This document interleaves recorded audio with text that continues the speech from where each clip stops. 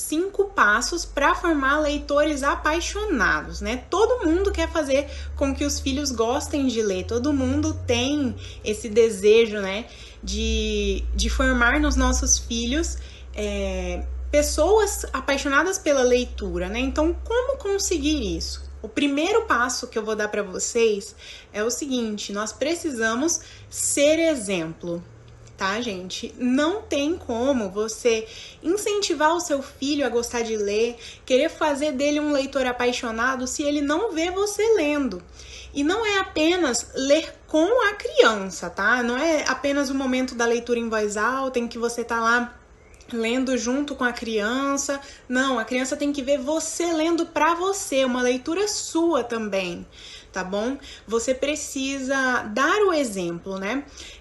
Há um tempo atrás eu ouvi uma frase que me marcou muito, que fala que tudo que se ensina sem o exemplo não se ensina.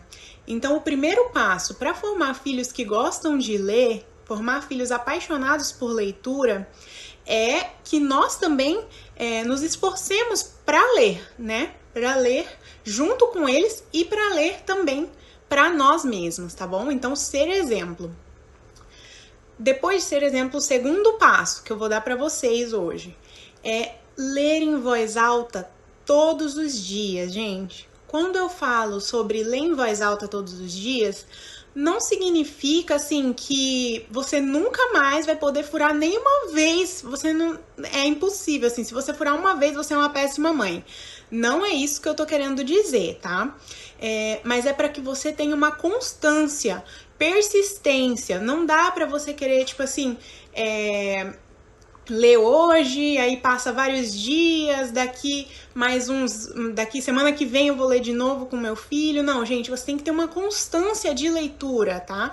Todos os dias. Aí, antes de dormir, é um horário legal para formar um hábito de leitura com seu filho. Durante o dia também. Na verdade, a Laurie Bluhdorn, lá do livro Ensinando o Trivium, ela diz que o ideal de tempo de leitura em voz alta com a criança seria de 2 horas por dia, né? É claro que nós sabemos que isso é um alvo bem grande. E é claro que também essas 2 horas não significa que são 2 horas seguidas, tá, gente? Porque é muito tempo para você ficar aprendendo ali o seu filho, tá? Mas assim, incluir a leitura todos os dias no ritmo da sua casa. Seja na hora do café da manhã, seja antes de dormir, seja quando a criança acorda e de repente a criança descansa ainda, né, depois do almoço, quando acorda também, durante os lanches. É um horário legal para incluir. O importante é que você faça todos os dias. Você pode, sim, chegar a um momento em que você falhe, né? Não quer dizer que você nunca mais vai poder falhar. Vai ter momentos em que a rotina, alguma coisa aconteceu diferente, de repente tem um filho que ficou doente, sei lá, gente. Imprevistos acontecem, né?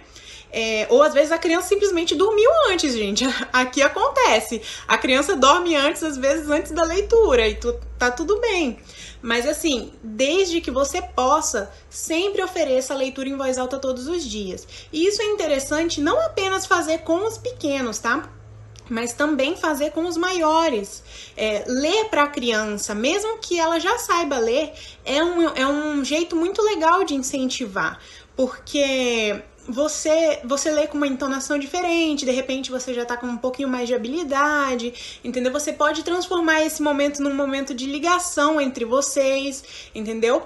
Dá pra desenvolver várias coisas nesse momento da leitura. Então é muito importante formar o hábito, né? Nós acreditamos, eu particularmente acredito muito no poder da formação do hábito, né? Charlotte Mason fala muito sobre isso, sobre que nós somos pessoas que no nosso dia a dia nós nos desenvolvemos a partir dos hábitos que foram formados em nós, né? Então, assim, formar o hábito da leitura em voz alta é um ponto muito legal. E mesmo nos dias difíceis, nós sabemos que nós vamos enfrentar dias difíceis, tá? Todas as famílias enfrentam. E mesmo nos dias difíceis que eu falo assim, não é o dia que a criança tá doente, não é o dia que a criança tá fazendo uma birra, sei lá, alguma coisa nesse sentido, mas é no dia que tá difícil pra você, Sabe aquele dia assim que você tá cansada, que você não quer fazer, que você queria só deitar, você só queria que aquela criança dormisse e você descansar? Então, mesmo nesses dias, esse é o momento que nós abrimos mão de nós mesmos, né? Para manter esse hábito formado, para manter a persistência e continuar fazendo, mesmo nos dias difíceis para nós, manter esse hábito da leitura em voz alta é um ponto muito importante. Uma dica que eu quero dar para vocês também, nesse ponto da leitura em voz alta, é não deixar as melhores leituras só para a hora de dormir, tá? Porque a hora de dormir, normalmente a criança já tá ali com sono, né?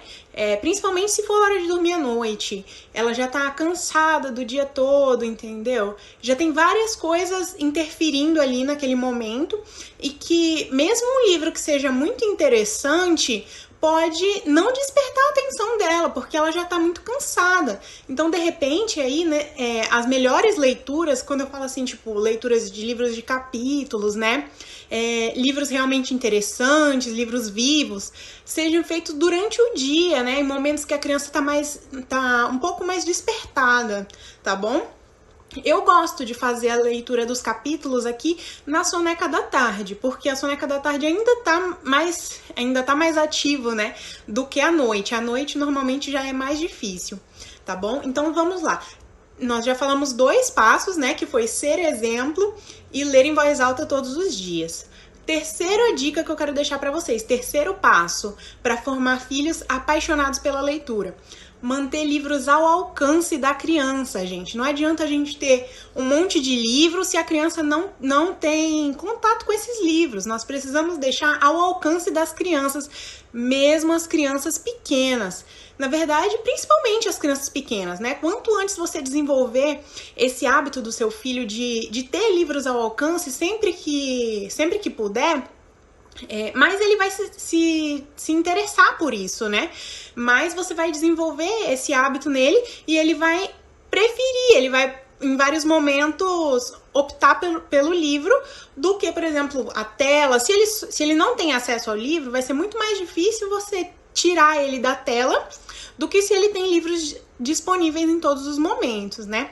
Mas aí você fala pra mim, mas e as crianças que são muito pequenas, né? Tem aquele negócio de estragar os livros, né? Como é que vai fazer com isso e tal? E a gente sabe que a gente tem alguns livros que são meio que de estimação, assim, que você, nossa, eu gosto demais desse livro, como é que eu vou deixar ali na mão e vai que rasga? Acontece também. Mas assim, é o momento de você ensinar também os seus filhos a respeitarem os livros, né? Entenderem que os livros são algo para que a gente trate com cuidado, com respeito. Tudo isso vai levar um período. É lógico que o seu filho não vai desenvolver isso de uma hora para outra, tá? Mas assim, durante a caminhada, todos os dias você vai ensinar, vai ter os primeiros livros que vão sair amassados, né? Mas você vai ensinando ele, né? Como nós ensinamos em todas as outras coisas, a cuidar dos livros. Uma dica também para quem tem crianças pequenas é oferecer livros cartonados, né? Os livros cartonados são aqueles durinhos que não tem... Quer dizer, não é que não estraga, tá, gente? Porque tem vezes que até aqueles lá podem estragar. Mas assim, são mais resistentes, né? São mais difíceis de estragar. E também uma outra opção é aqueles livrinhos... Sabe, que você acha, tipo, por R$1, R$2, aquelas lojas que tem livrinhos baratos, sabe? Aquelas coleções de livrinhos pequenos também é uma opção, porque se o seu filho estragar, de repente não é algo tão assim. Mas isso é pro seu filho poder ter o contato com o livro, tá? Porém, na hora que você for ler, você pode pegar outros livros que estão um pouquinho mais fora do alcance e ler com a criança, né? Uma outra coisa para falar, né, sobre manter os livros ao alcance é a disposição, gente. Parece que não, mas todas essas coisas fazem diferença, tá? Até manter a organização dos livros chama mais a atenção das crianças. Eu vejo aqui, quando os livros estão bagunçados, às vezes, passa dias sem mexer, a criança passa dias sem mexer, mas na hora que você arruma, de repente parece que, não sei se é o instinto de ir lá bagunçar, Também pode ser, ou também porque chama mesmo a atenção, né? Nós gostamos do que é belo, nós gostamos do que está arrumado, né? Então, assim, manter os livros organizados, a disposição de manter os livros também virados para frente, a capa virada para frente, faz muita diferença, porque vai fazer com que o seu filho se interesse muito mais pela leitura, tem mais chance dele escolher aquele livro, né? Por exemplo, você pode usar aquelas estantezinhas Montessori, aqui nós temos uma, em que os livros ficam todos virados com a capa para frente, ou aqueles suportes de livro também para manter, por exemplo, em cima da estante, tá? São várias ideias aí que podem estar sendo utilizadas para manter os livros numa disposição legal para as crianças, tá bom? Esse aí foi o nosso terceira dica, né? Nosso terceiro passo. E quarto passo agora que eu vou dar para vocês esse é eu considero assim que é o mais importante, gente. Todos eles são importantes, mas se tem um passo que é realmente importante é oferecer livros de qualidade, gente. É muito importante que você ofereça livros de qualidade para o seu filho. Não é qualquer livro, não é só porque é livro que tá bom. Assim, é claro que tem as leituras que são para diversão, assim, né? Mas as leituras, quando a gente fala de você realmente formar no seu filho o objetivo de que ele seja apaixonado pela leitura, você precisa oferecer livros de qualidade. Porque os livros de qualidade são aqueles que vão chamar realmente a atenção, vão prender a atenção do seu filho durante a leitura. É aquele que ele vai querer repetir várias vezes, é aquele que ele... sabe aquele livro que você senta para ler com seu filho e ele não dispersa, porque aquilo ali chamou realmente a atenção dele. É um livro que tem uma história interessante, envolvente, né?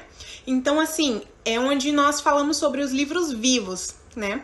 A Charlotte Mason fala que as crianças deveriam ser treinadas nos melhores livros desde sempre, desde novinhas. Elas deveriam ter sempre contato com os melhores livros, tá? Então não é só porque tá falando lá na editora que o livro é para tal idade, tá bom? Que vocês têm que escolher aquele porque aquele lá é da idade do seu filho. Não, você tem que escolher livros de acordo com os interesses do seu filho. E uma outra dica também é os livros vivos. Para quem eu vi que surgiu uma pergunta aqui, né? Do que são livros vivos, eu quero falar para vocês que nós temos um destaque aqui no nosso perfil, onde eu coloquei bem detalhado lá. Vocês podem, depois da live, dar uma olhada lá para vocês conseguirem identificar o que são livros vivos, tá? Essa ideia dos livros vivos, ela nasceu a partir da Charlotte Mason, né? Mas assim, eu vou dar uma explanada para vocês de mais ou menos o que é. Os livros vivos são livros que têm ilustrações belas, tá? As ilustrações são bonitas, não são aquelas coisas completamente desengonçadas, entendeu? Com umas cores nada a ver, não. São ilustrações que chamam a atenção da criança, que estão de certa forma ali um pouco próximas da realidade, né? Que as cores estão em harmonia, todas essas coisas, assim, as ilustrações são belas, né? Outra coisa também dos livros vivos é que eles têm boa linguagem, gente, tá? Vocês viram, né, os posts que nós fizemos essa semana aqui sobre as não indicações de livros. Aquele lá é um exemplo de livros que não tem boa linguagem, não é uma linguagem apropriada para ler com as crianças, né? Então, assim, quando fala boa linguagem, é uma linguagem decente, né? Uma linguagem, assim, apropriada, porém não é uma linguagem abobalhada, tá? Não é uma linguagem, assim, que queira infantilizar tudo. Não é isso que eu tô falando. Você tem que oferecer coisas de qualidade, tá? Vai falar sobre a verdade do que é aquilo, sem infantilizar. Porém, de uma forma em que a linguagem seja boa, seja agradável, né? Seja apropriada para uma leitura de criança, que seja educativo, que seja todas essas coisas, assim. Isso é ter boa linguagem. E também vocês vão achar lá no destaque que eu falei um pouquinho mais aprofundado sobre isso.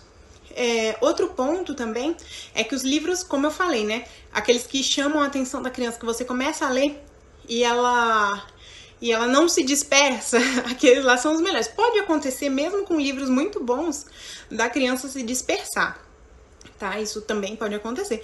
Mas o que eu quero dizer é, tipo assim, quando você vai fazer uma leitura, que você vê que a criança ficou vidrada naquilo ali é um livro interessante, é um livro envolvente, né? Chama realmente a atenção da criança.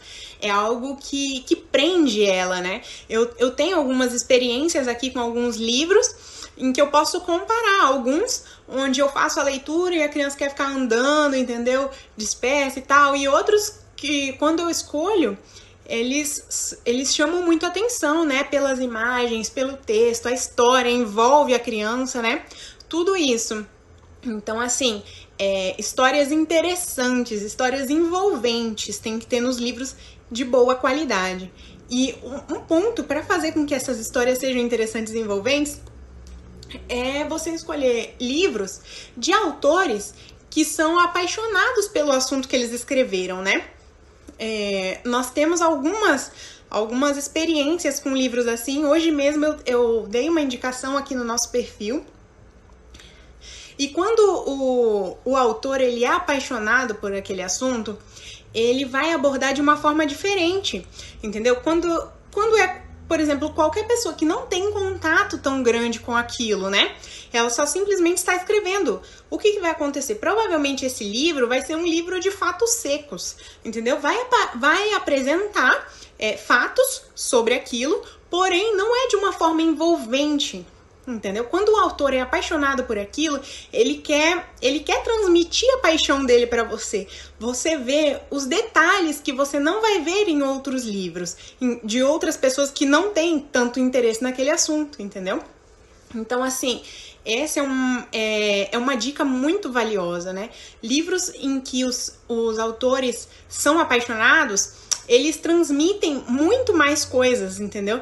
Eles, além da própria história, né? Nos detalhes você encontra muita aprendizagem, nos detalhes você encontra outras histórias, entendeu? Várias coisas que vão se interligando, e isso é muito legal, gente. Você vê, assim, claramente a diferença, né? De livros em que os autores são apaixonados pelo assunto. É muito diferente.